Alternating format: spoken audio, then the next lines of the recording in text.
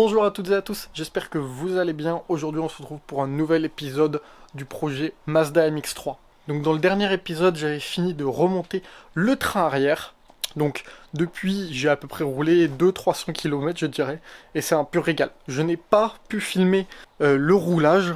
Mais ne vous inquiétez pas, dans quelques temps une vidéo test et présentation complète de la voiture, ses caractéristiques, etc.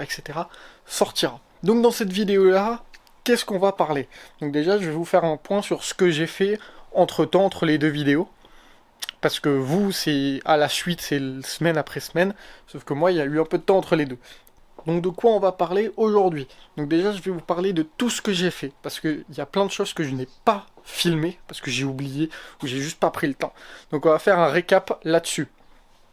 Je vais aussi vous parler de ce qu'on va faire plus tard.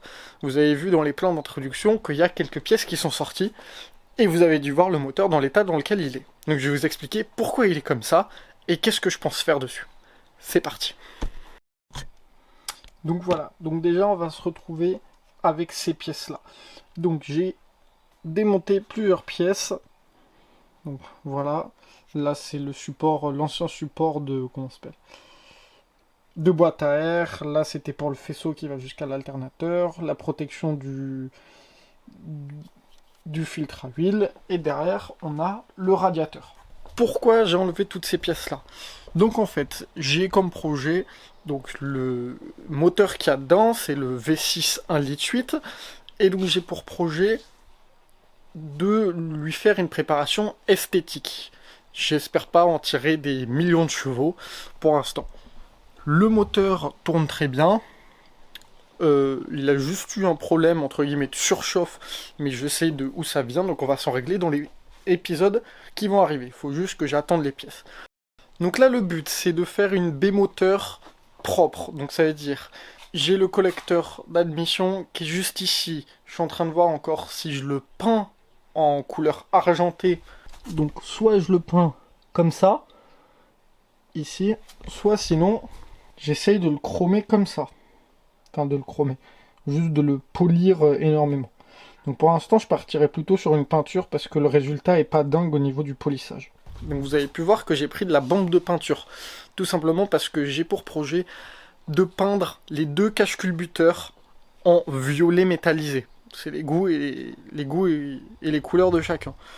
Donc j'ai envie de les peindre en violet métallisé. J'ai aussi acheté des durites, donc durites de liquide de refroidissement et les durites de dépression en bleu. Donc le moteur serait toute la partie jaune d'origine, couvre-culasse violette, enfin couvre cache-culbuteur violet, et les durites en bleu. Donc voilà. J'ai aussi mis un coup de propre donc sur le radiateur pour que ça fasse raccord. J'ai nettoyé les parties que je pouvais nettoyer. J'en avais besoin parce qu'il y a eu un gros suintement d'huile dû au joint de cache-culbuteur qui a fui. Je vais vous le montrer tout à l'heure parce que sur celui côté habitacle, il n'a pas été encore changé, donc je vais pouvoir vous montrer même si j'ai commencé à nettoyer. J'ai aussi commencé à recabler toute la partie électrique, donc en fin de compte j'ai enlevé tout le scotch qu'il y avait pour repasser sur du scotch d'électricité, entre guillemets, le scotch, je vais vous le montrer. Donc pour passer sur du scotch comme ça, alors je sais pas si vous allez bien voir, voilà, c'est du scotch spécial électricité auto. Donc j'ai commencé à faire ça, vous avez pu le voir, j'ai pas fini, on finira ensemble. Je suis aussi en train de voir pour faire une demi-ligne inox en diamètre 60, parce que je vais acheter un collecteur inox de Mazda MX-6 de litre 5 ou de Ford Probe, c'est les mêmes. Donc pour l'instant je suis en train de voir, j'ai eu une petite emmerde avec un site, donc je suis en train de voir comment je peux faire, mais je pense les commander sur eBay. Donc voilà, donc on va tout de suite s'attaquer à finir le câblage électrique, donc il me manque 2-3 fils. C'est parti.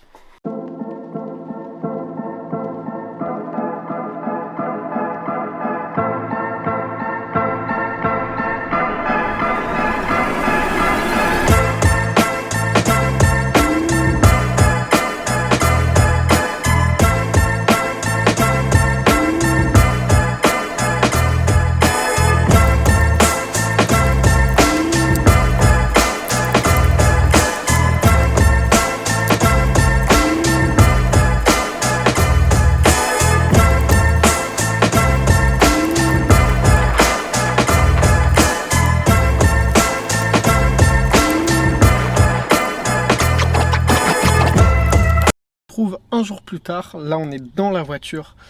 Donc aujourd'hui, j'aimerais bien continuer de câbler tout le faisceau électrique. Donc j'ai fait la plus grosse partie du faisceau électrique les jours derniers. Donc vous avez vu comment je l'ai fait.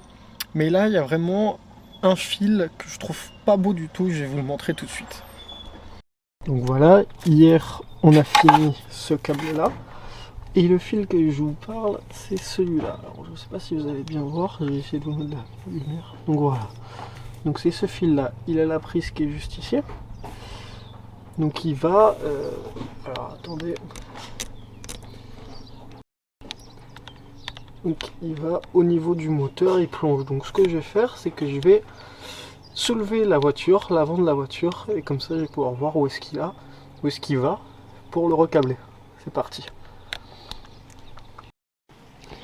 Alors j'ai oublié de tout filmer, mais du coup voilà, la voiture est levée, elle est en mode 4x4. Donc vous allez pouvoir le voir. Je vous mets la luminosité. Donc voilà, la voiture est posée.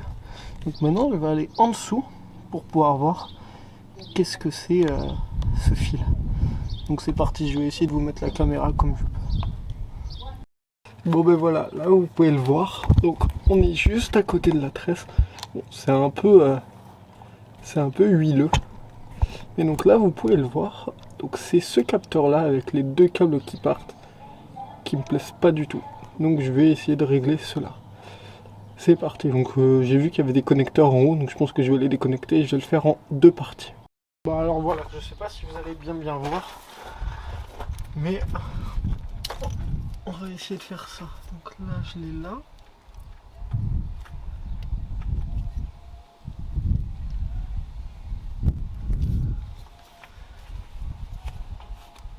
Bon, changement de programme. Donc là j'ai tout, je peux enlever la cosse. Donc ce que je vais faire, c'est que je vais faire tomber donc, le fil en bas et je vais le faire par le bas. Je pense que ça sera plus simple.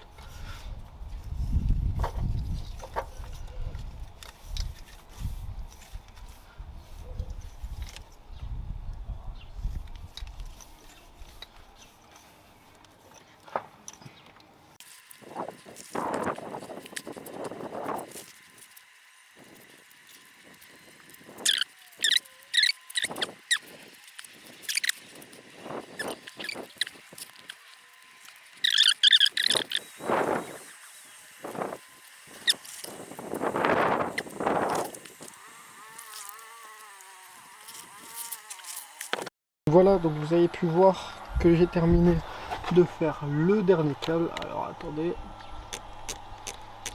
Donc, le dernier câble qui se trouve juste là. Ici, donc c'était le dernier vraiment qui m'embêtait. Donc là, tout le faisceau est fait. Là, là. Tout ça c'est fait. Donc maintenant, on va s'attaquer au cache-culbuteur. Donc voilà, donc là on va s'attaquer au cache-culbuteur. Donc pour les cache-culbuteurs, rien de très compliqué. Donc je vais enlever les deux. Donc on va s'attaquer au cache-culbuteur. Pour les cache-culbuteurs, ça va être très simple. On va déjà dans un premier temps les démonter de la voiture. Parce qu'il faut que je change le cache-culbuteur côté habitacle. Pour l'autre joint, le cache-culbuteur côté pare-choc, je l'avais déjà changé il y a très peu de temps. Donc suivant les tâches, je pense pas que je vais le changer. Parce que le joint de cache-culbuteur côté habitacle, c'était une erreur de commande que j'avais déjà commandé, donc ça tombe bien. Ensuite, pour les cache-culbuteurs, on va faire une vidéo dédiée. Donc là, je vais juste les démonter et enlever les joints et protéger, parce qu'on va faire une vidéo dédiée à la préparation, donc on va les poncer, et à la peinture des cache-culbuteurs. Donc vous avez pu voir en début de vidéo que j'ai montré 3 bombes de peinture. Donc j'ai une bombe de peinture primaire, une bombe de peinture violet métallisé, une bombe de peinture de vernis. Donc je vais faire cette peinture là, donc ça sera violet. Vous avez pu aussi voir des durites bleues, une durite bleue, j'attends les autres, donc vous pouvez voir, vous pouvez vous imaginer la couleur du moteur.